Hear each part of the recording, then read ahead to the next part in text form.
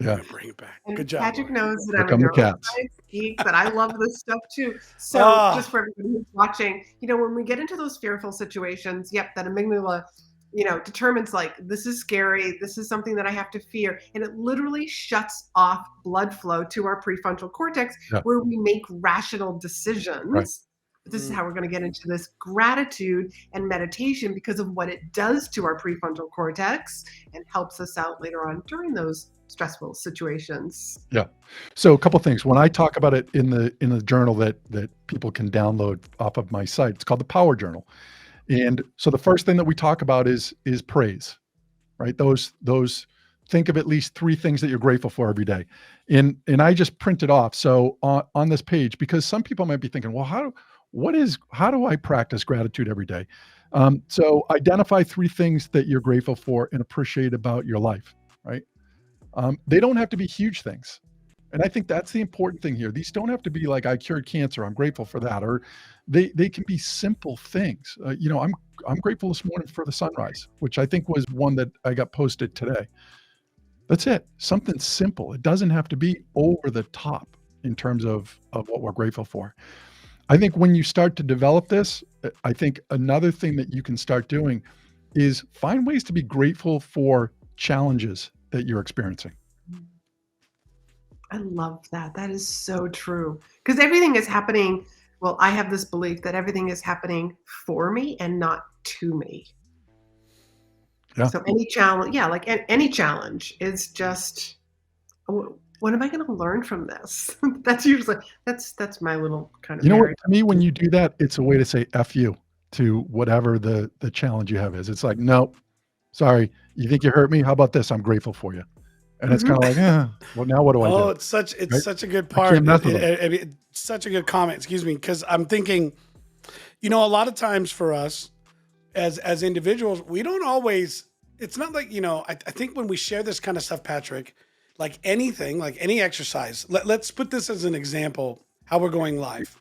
Okay, this is a live program.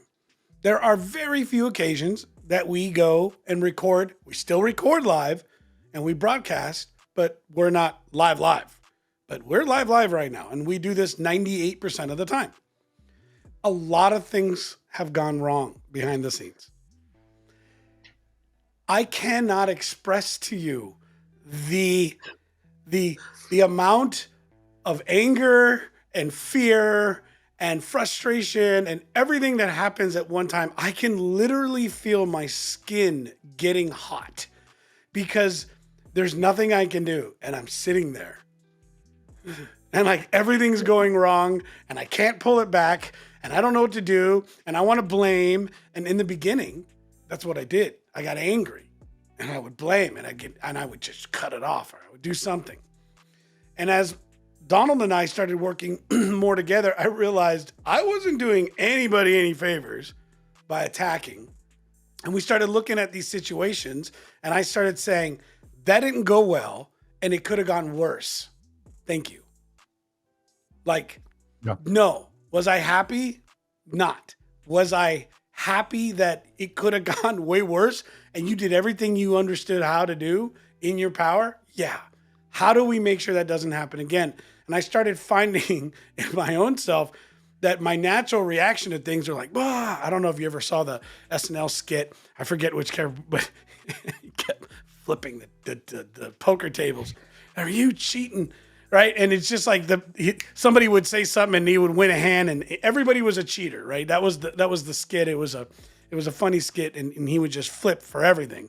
Well, it was that idea that, you find yourself in a situation that the minute you feel threatened, your natural response, fight, flight. Some of us who are not fighters, more fighters, we immediately go into attack. Bring it. Yeah. But we're doing it in the wrong, it's the wrong energy, going in the wrong direction. It's the right type because we could fight to be better. We could fight to encourage. We can fight to be grateful. We could look at that situation and go, so this is a shit situation. There's a lot of them out there. And there's a lot of folks out there that are about to get into worse.